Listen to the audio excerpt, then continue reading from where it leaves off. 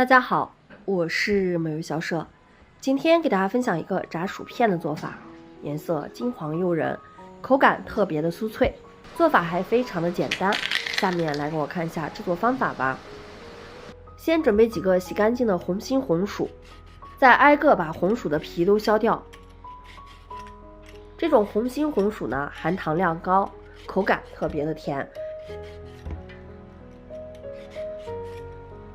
然后用擦子把红薯全部擦成薄片，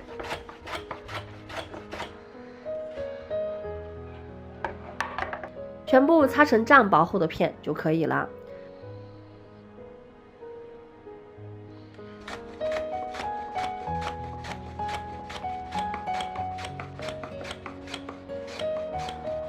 准备一盆凉水，把擦好的红薯片放入盆里面浸泡，泡出红薯里面的淀粉。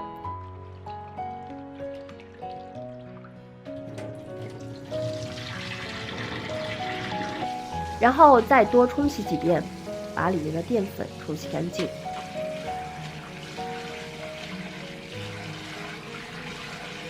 下来把红薯片摆放在透气的工具上面晾干水分。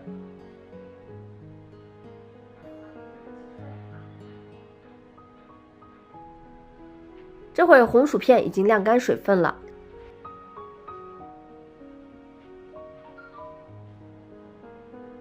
下来准备炸薯片，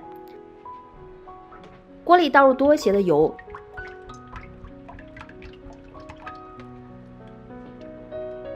油热以后转中小火，把红薯片放入油锅里面炸。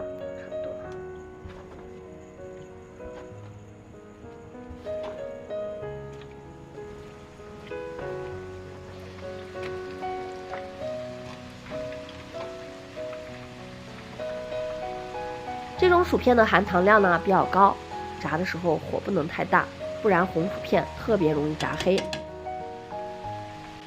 炸的时候用筷子多搅动搅动，让薯片都能够均匀的受热，防止把薯片炸焦。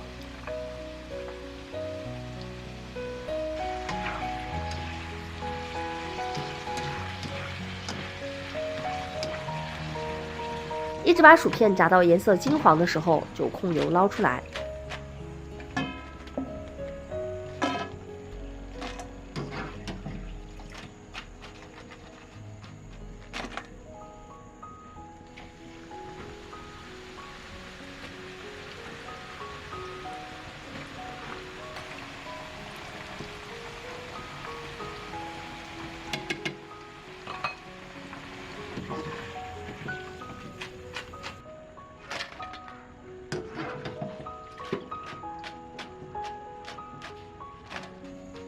好了，咱们这个炸薯片就做好啦。